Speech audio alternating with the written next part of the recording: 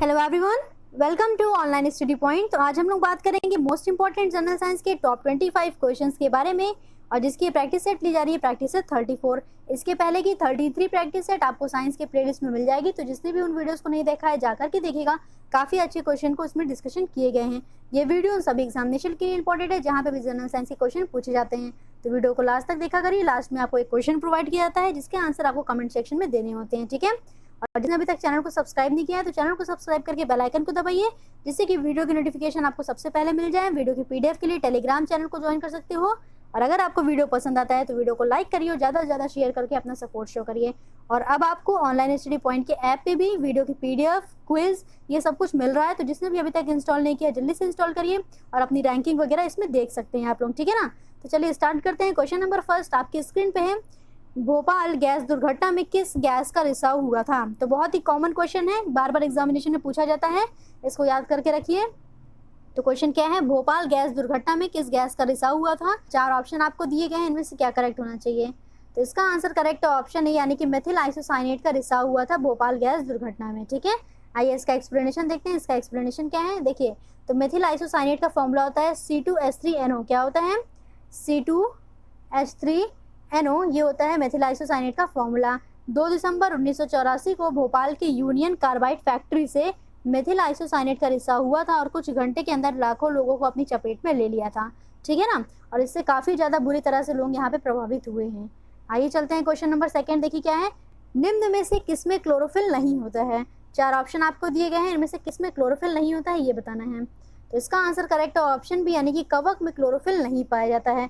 कवक में क्लोरोफिल नहीं पाया जाता है। इसके अलावा शैवाल जो होते हैं उनमें क्लोरोफिल पाया जाता है, ये अपना भोजन खुद बनाते हैं। और कवक जो होते हैं वो अपने भोजन के लिए शैवाल पर निर्भर रहते हैं, और ये दोनों के बीच में एक सहजीविता का संबंध पाया जाता है। कवक और शैवाल के बीच में एक सहजीवी का संबंध पाया जाता है।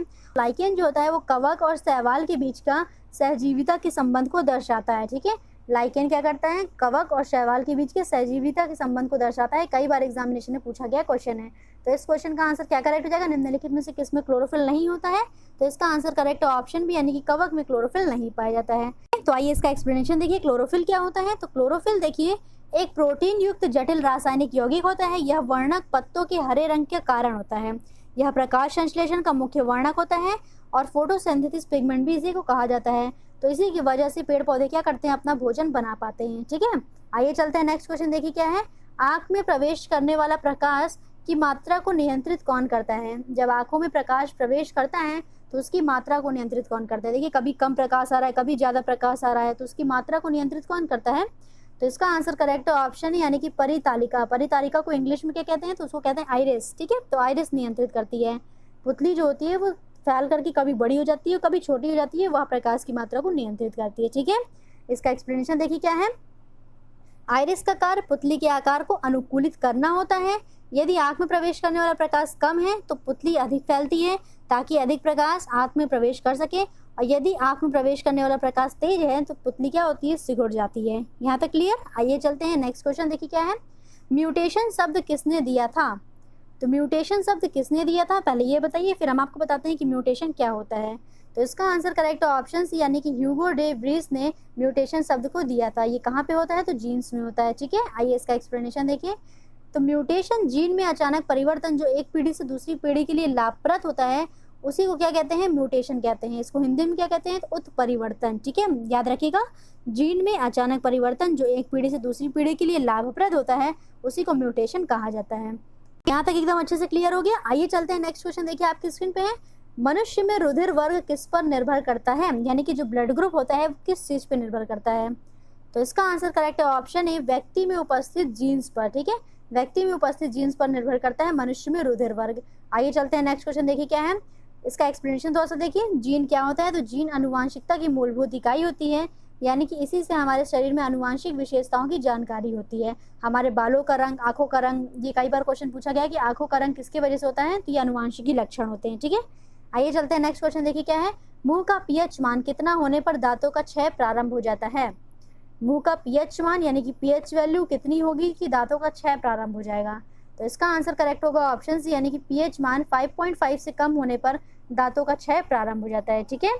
आइए चलते हैं नेक्स्ट क्वेश्चन, देखिए क्या है। बल्ब में निष्क्रिय नाइट्रोजन और आर्गन गैसों का उपयोग क्यों किया जाता है? 4 ऑप्शन आपको दिए गए हैं, इनमें से क्या करेक्ट होगा? तो इसका आंसर करेक्ट है ऑप्शन ए, यानी कि फिलामेंट का जीवन बढ़ाने के लिए। हमने आपको एक वीडियो में बताया था कि बल्ब में निष्क्रिय गैसों का प्रयोग किया जाता है, वो क्या होती है? तो आर्गन गैसों का प्रयोग इसमें भरा जाता है। और अब आप लोग जानिए कि इसका प्रयोग क्यों किया जाता है, क्योंकि फिलामेंट का जीवन बढ़ाने के लिए। आइए इसका एक्सप्लेनेशन देखिए तो और अच्छे से एकदम क्लियर हो जाएगा। तो देखिए क्या है, बल्ब के भीतर की जो अक्रिय गैस होती हैं वो फिलामेंट को वाष्पित होने से रोकती हैं। समझ में आया? बल्ब के भीतर की अक्रिय गैस फिलामेंट को वाष्पित होने से रोकती हैं।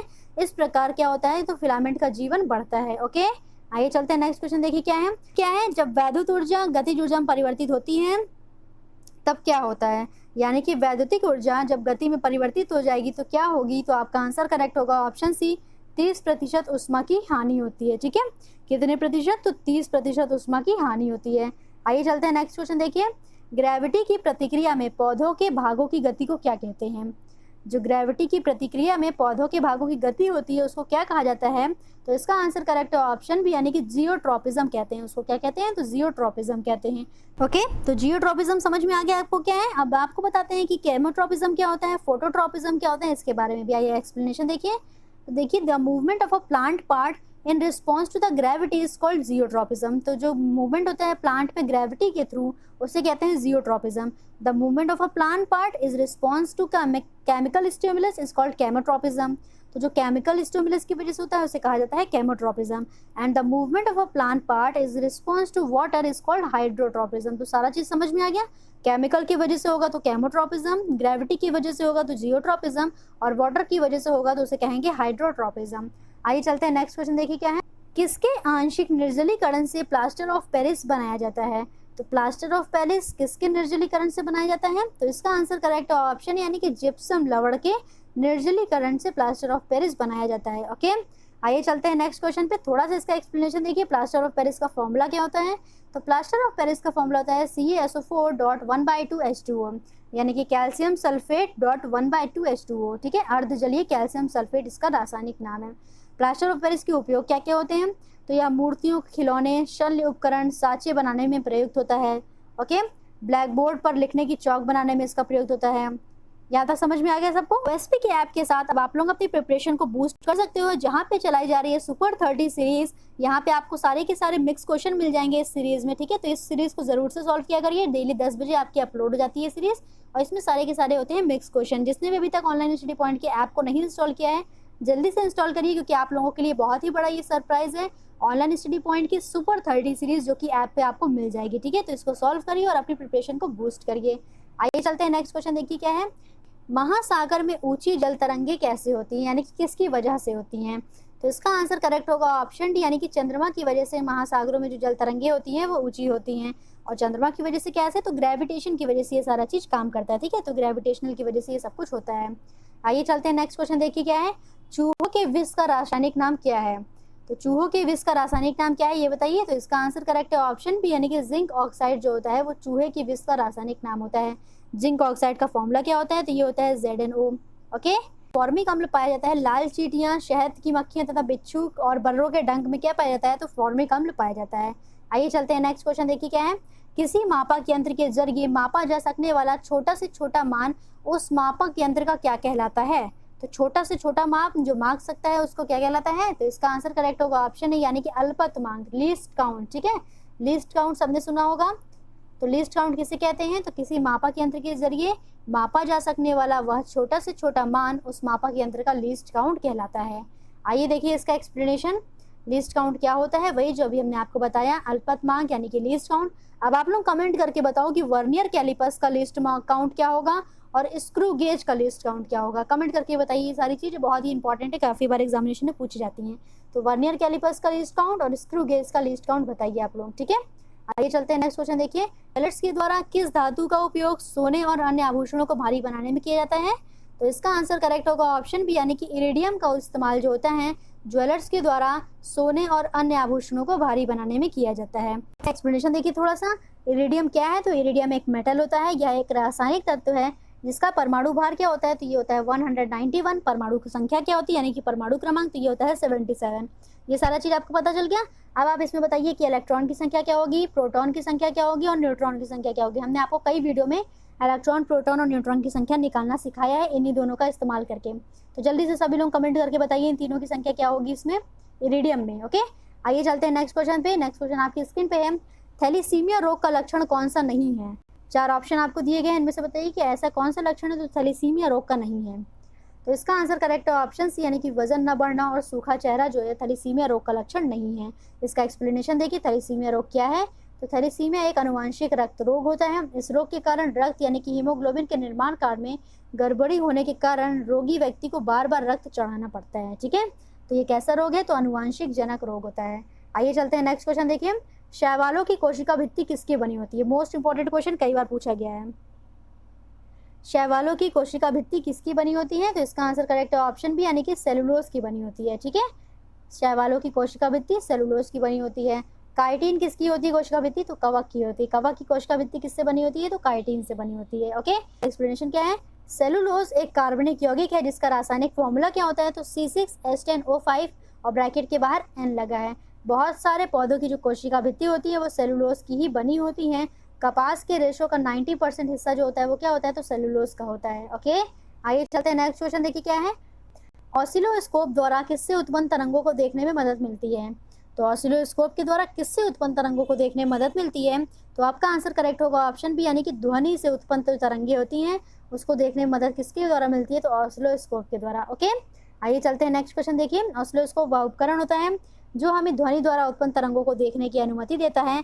ग्राफिकल रूप से अलग अलग सिग्नल वोल्टेजों को भी यह प्रदर्शित करता है। ओके, देखिए नेक्स्ट क्वेश्चन क्या है। सरीसृप को एक सरीसृप कौन बनाता है?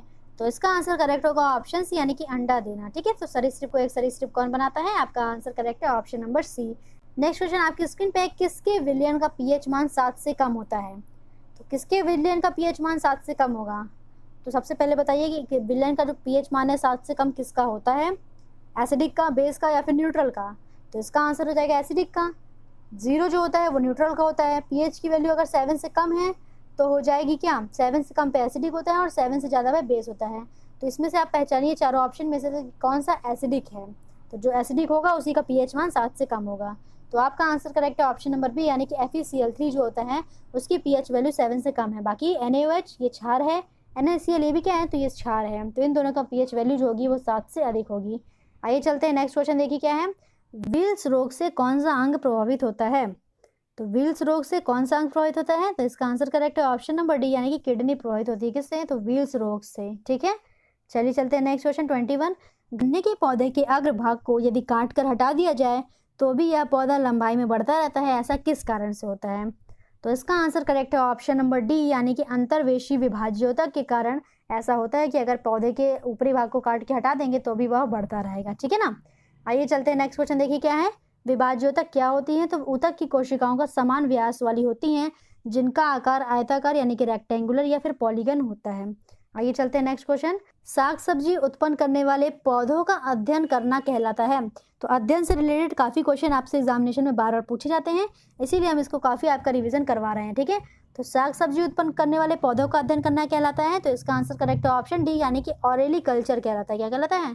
तो ऑरेली कल्चर कहलाता है। आइए इसका एक्सप्लेनेशन देखिए। एपीकल्चर क्या होता है? तो एपीकल्चर में करते हैं मधुमक्खियों का अध्ययन, सेरीकल्चर में करते हैं रेशम के कीट का अध्ययन, हॉर्टिकल्चर में किया जाता है अनाज, फूल और पौधों को उगाने का अध्ययन। ओके, सारा चीज क्लियर हो गया? तो क्वेश्चन नंबर 23 क्या है, इसको पढ़िए। निम्न में से कौन सा अंग पाचन तंत्र का हिस्सा नहीं है? 4 ऑप्शन आपको दिए गए हैं, इनमें से कौन सा ऐसा अंग है जो पाचन तंत्र का हिस्सा नहीं है?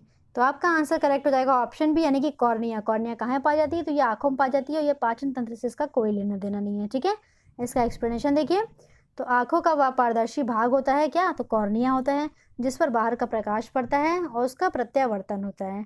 आंखों का लगभग 2/3 भाग क्या होता है? तो ये होता है कॉर्निया। ठीक है, आइए चलते हैं नेक्स्ट क्वेश्चन। बिना धार वाले चाकू से किसी चीज को काटना मुश्किल होता है, क्यों? तो बताइए इसका आंसर क्या होगा?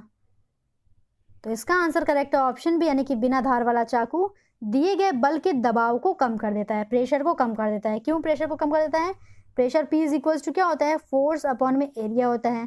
तो बिना धार वाला चाकू यानी कि उसका एरिया ज़्यादा है, एरिया ज़्यादा है तो प्रेशर को क्या कर देगा? वो कम कर देगा। ठीक है, आइए चलते हैं नेक्स्ट क्वेश्चन देखिए। आज का लास्ट क्या है? क्षार धातु यानी कि एल्कली मेटल्स को आवर्त सारणी के किस समूह में रखा गया है? एल्कली मेटल्स को पीरियडिक टेबल के किस ग्रुप में रखा गया है? तो इसका आंसर करेक्ट होगा ऑप्शन बी, यानी कि फर्स्ट ए ग्रुप में रखा गया है। किसको? तो एल्कली मेटल को। एल्कलाइन मेटल को सेकेंड ए ग्रुप में रखा गया है। ठीक है, ओके, तो यहाँ तक क्लियर होगी। अब इसका एक्सप्लेनेशन देखिए कि एल्कली मेटल्स क्या क्या होते हैं। तो एल्कली मेटल्स जो होते हैं वो होते हैं lithium, sodium, potassium, rubidium, caesium और फ्रांशियम के समूह को क्षार धातु यानी कि एल्कली मेटल्स कहा जाता है। और शून्य समूह में किसका रखा जाता है? तो शून्य समूह में अक्रिय तत्वों को रखा जाता है। ठीक है ना? तो ऑल 25 क्वेश्चन एकदम अच्छे से समझ में आ गए। कमेंट करके अपना रिव्यू जरूर बताइएगा। अब चलते हैं हम लोग कल का जो क्वेश्चन आपसे पूछा गया था कि वर्मी कंपोस्ट किस तरह का खाद है? तो इसका आंसर करेक्ट था ऑप्शन सी, यानी कि केचुआ के द्वारा उत्पादित जैविक खाद है यह। ठीक है, अब देखिए आज का क्वेश्चन क्या है। तो आज का क्वेश्चन है आकाश में बिजली चमकने से कौन सी गैस निकलती है? तो इसका जो भी आंसर करेक्ट हो आप लोग कमेंट करके बताओ। इस क्वेश्चन को हमने पढ़ा चुका है ऑलरेडी। आप लोग खटाक से इसको कमेंट करके बताओ कि आकाश में बिजली चमकने से कौन सी गैस निकलती है। और साथ ही साथ ये भी बताइए कि 25 क्वेश्चन में से आपके कितने क्वेश्चन सही हुए। वीडियो कैसा लग रहा है? वीडियो पसंद आ रहा है तो वीडियो को लाइक करिए, ज़्यादा से ज़्यादा शेयर करके अपना सपोर्ट शो करिए। Thank you so much.